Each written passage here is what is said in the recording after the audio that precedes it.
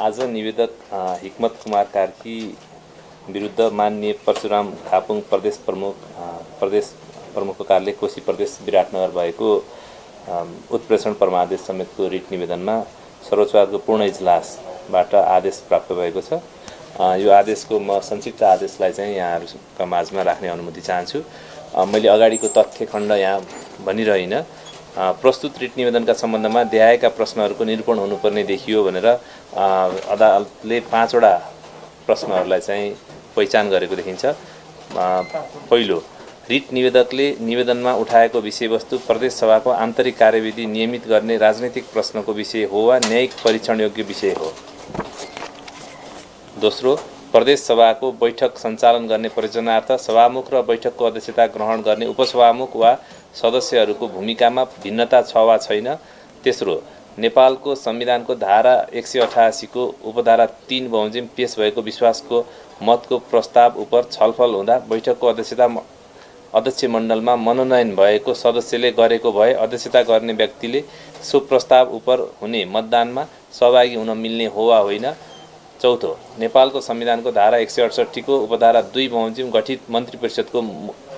मुख्यमन्त्रीले ऐजन धारा 168 को उपधारा 4 बमोजिम प्रदेश सभाबाट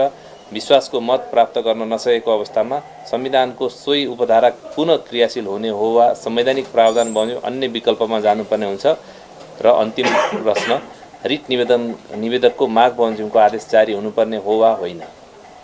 निर्णयतर्फ विचार गर्दा मिसिल संलग्न निवेदन, लिखित जवाफ तथा प्रदेश सभाबाट प्राप्त श्रव्य दृश्य र सोको उतार समेतबाट नेपालको संविधानको धारा 168 को उपधारा 2 बमोजिम मिति 2080-4-16 मा प्रत्यर्थी मध्येका माननीय उद्धव थापा कोशी प्रदेशका मुख्यमन्त्रीमा नियुक्त भएका र त्यसरी नियुक्त मुख्यमन्त्रीले नेपालको संविधानको धारा 168 को उपधारा 4 बमोजिम विश्वासको मत लिनुपर्ने हुँदा मिति 2080-5-4 मा विश्वासको मतको प्रस्ताव कोशी प्रदेश सभामा निर्णयार्थ पेश भएकोमा प्रस्ताव पारित गर्ने प्रक्रियामा माननीय इस्राइल मन्सुरीले प्रदेश सभाको बैठकको अध्यक्षता गरेका, निजले उक्त प्रक्रियामा मतदानको समय सकिएपछि मतदान गरिसकेका अर्का माननीय सदस्य गीता तिमसिनालाई सभाको अध्यक्षता गराई मत सच्याउने समयमा प्रस्तावको पक्षमा मत दिई पुनः अध्यक्ष मण्डलको हैसियतले अध्यक्षता गरेको र उनको समेत मत जोडी प्रस्तावको पक्षमा बहुमत पुगेको घोषणा गरी माननीय प्रदेश प्रमुखलाई जानकारी गराएको तथ्यमा विवाद देखिएन।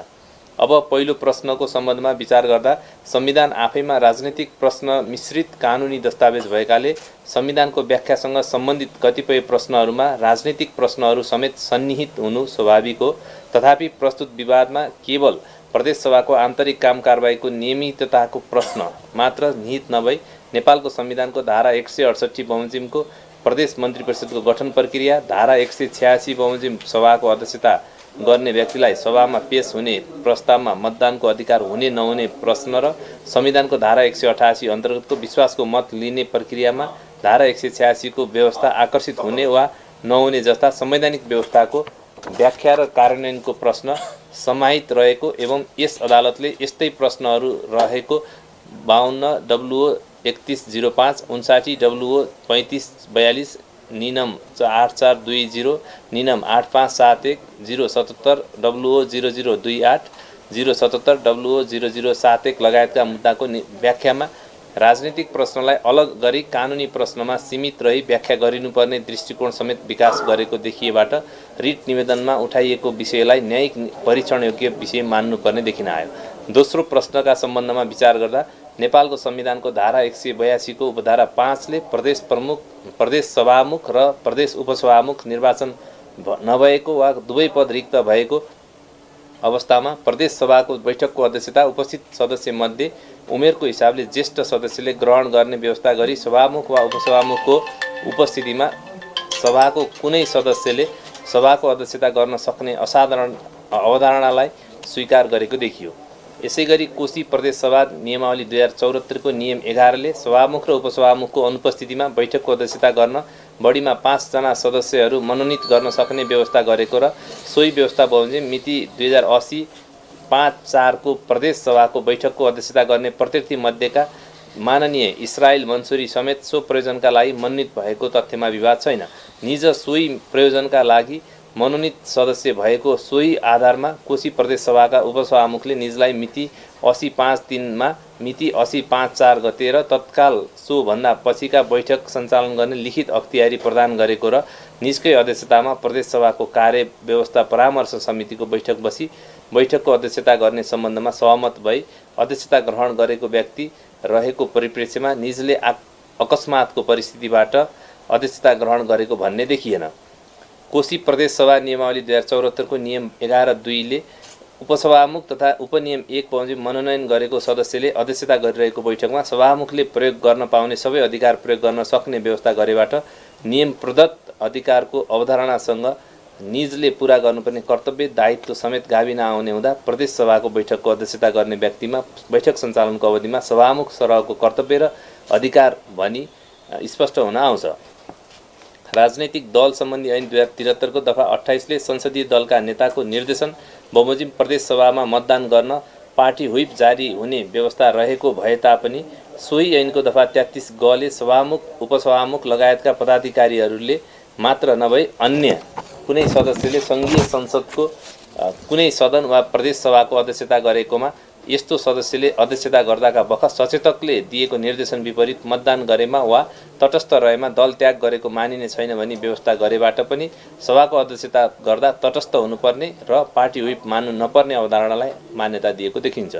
सभामुखको पद आफै अध्यक्षता गर्ने पद हो। सभामुखको मुख्य जिम्मा नै बैठकको अध्यक्षता गर्ने नै रहेको र बैठकको अध्यक्षता ग्रहण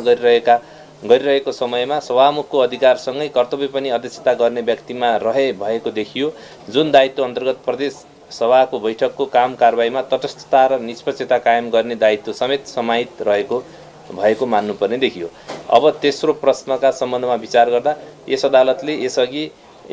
नै 80WF0001 को कोशी प्रदेशको सरकार गठन प्रक्रियामा तत्कालीन माननीय सभामुख बाबुराम गौतमले जनाएको समर्थनको वैधानिकताको प्रश्नमा प्रदेश सभाको सभामुखको पद राजनैतिक रूपमा तटस्थ र निष्पक्ष हुनुपर्ने, प्रदेश सभामा सबै राजनीतिक दलहरू र सदस्यहरूप्रति सभामुखको समदूरी र समान व्यवहार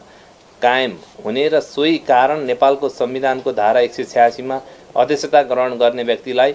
मत दिने अधिकार नहुने भन्ने व्यवस्था समेत भई मुख्यमन्त्री पदमा नियुक्तिका लागि प्रदेश प्रमुख समक्ष बहुमत सदस्य देखाउने प्रयोजनका लागि पेश गरिएको प्रस्तावमा जनाएको हस्ताक्षरलाई कानुन र संविधान प्रतिकूल घोषणा गरिएको देखिन्छ।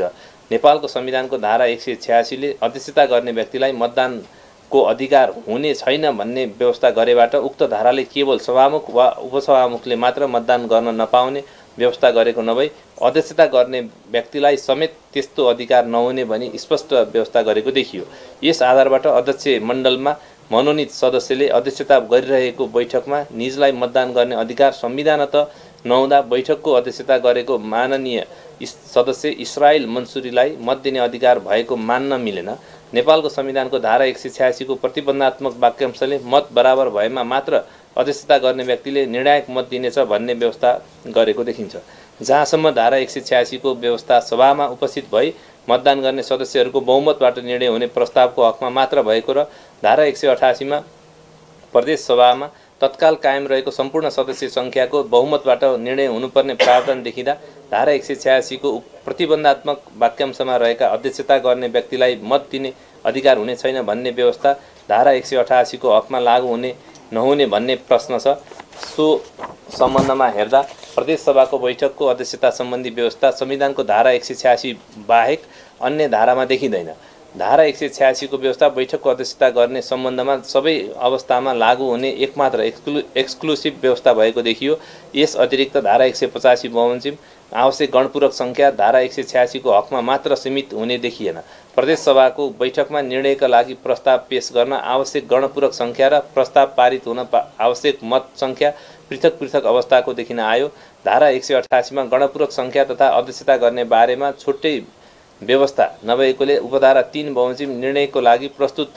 प्रस्ताव पारित गर्ने प्रयोजनका लागि सम्म प्रदेश सभाको सम्पूर्ण सदस्यको बहुमतबाट पारित हुने अवस्थाको देखिन आयो। यस सम्बन्धमा धारा 185 र 186 नै लागू हुने भएकोले संविधानको धारा 185, 186 र 188 को व्यवस्था परस्पर अन्तर सम्बन्धित र अन्तर प्रभावित भई समग्रता मा हेरी सुसङ्गत र उद्देश्यपरक व्याख्या गर्नुपर्नेमा सन्देह देखिन आएन। अब रिट निवेदन माग बमोजिमको आदेश जारी हुनुपर्ने हो वा होइन भन्ने प्रश्नका सन्दर्भमा विचार गर्दा रिट निवेदकले 2080 भाद्र 4 गते प्रदेश सभाको बैठकमा अध्यक्षता गरेका प्रत्यर्थी माननीय इस्रायल मन्सुरीले संविधानको धारा 186 विपरीत प्रत्यर्थी मुख्यमन्त्रीले पेश गरेको आफूलाई विश्वासको मत दिइयोस् भन्ने प्रस्तावमा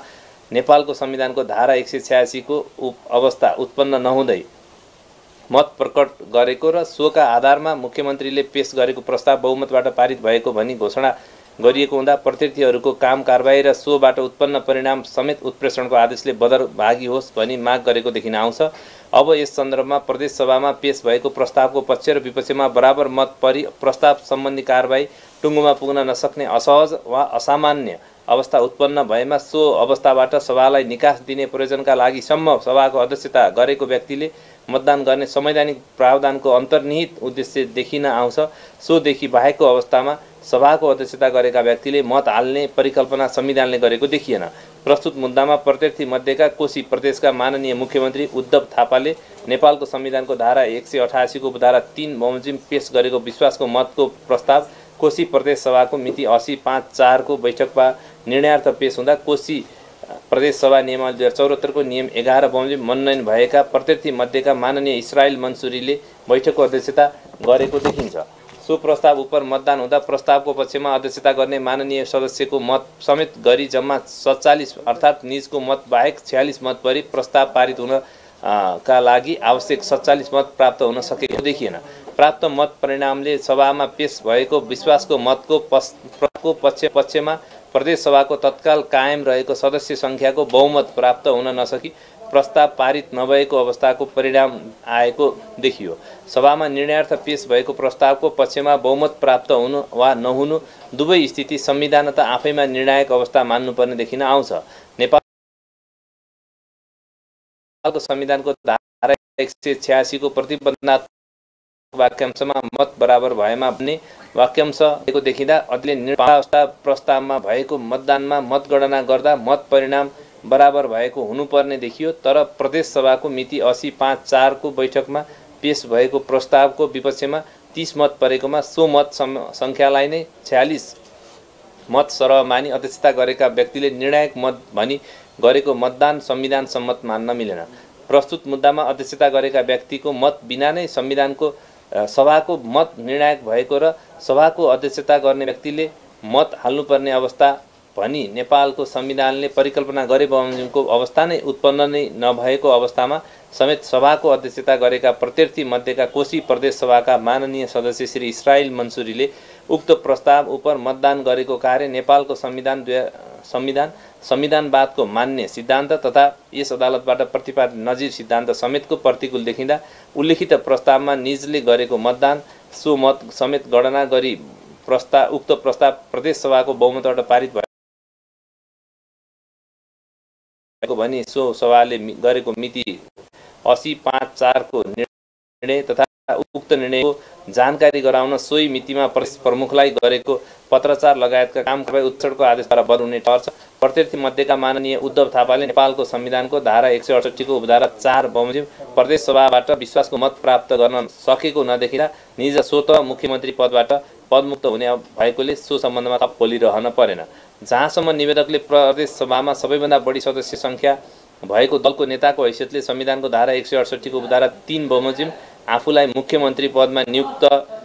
गर्नु भनी परमादेश समेत जारी गरी पाऊँ भनी गरेको माग छ। सो सम्बन्धमा विचार गर्दा नेपालको संविधान तथा हामीले अवलम्बन गरेको संवैधानिक प्रणालीका दृष्टिकोणले प्रदेश मन्त्री परिषदको गठन निरन्तरता वा विघटनको निर्णय प्रदेश सभाबाटै हुने विषय हो भन्ने सम्बन्धमा यो इजलास स्पष्ट छ। सो सम्बन्धमा नेपालको संविधानको धारा 168 ले स्पष्ट दिशानिर्देश गरेको अवस्था समेत छ, जसअनुसार सो धाराको उपधारा 2 बमोजिम प्रदेश सभामा प्रतिनिधित्व गर्ने 2 वा 2 भन्दा बढी दलहरूको समर्थनमा बहुमत प्राप्त गर्न सक्ने सदस्यलाई मुख्यमन्त्री नियुक्त गरिएकोमा निजले ऐजन उपधारा 4 बमोजिम प्रदेश सभाबाट विश्वासको मत प्राप्त गर्नुपर्ने र त्यसरी विश्वासको मत प्राप्त गर्न नसकेमा प्रदेश प्रमुखले प्रदेश सभामा सबैभन्दा बढी सदस्यहरू भएको संसदीय दलको नेतालाई मुख्यमन्त्री नियुक्त गर्नुपर्ने व्यवस्था रहेको देखिन आयो। नेपालको संविधानको धारा 168 ले प्रदेश मन्त्री परिषद गठनका सम्बन्धमा विभिन्न विकल्पहरू प्रस्तुत गरेको सन्दर्भमा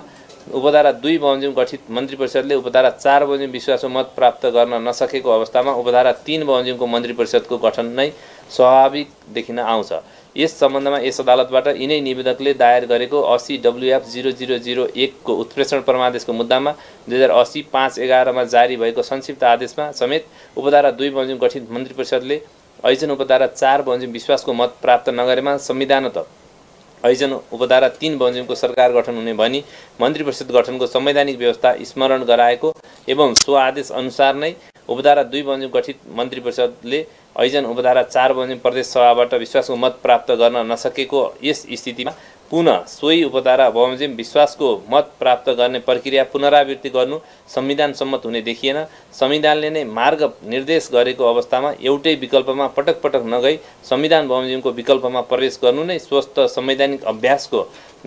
विकासका दृष्टिले उचित हुने देखियो। उपधारा 3 बमोजिम गठित मन्त्री परिषदले समेत ऐजन उपधारा 4 बमोजिम प्रदेश सभाबाट विश्वासको मत प्राप्त गर्न नसकेमा ऐजन उपधारा 5 बमोजिम प्रदेश सभामा विश्वासको मत प्राप्त गर्न सक्ने कुनै सदस्यलाई मुख्यमन्त्री नियुक्त गर्न सकिने संवैधानिक व्यवस्था रहेको देखिन्छ।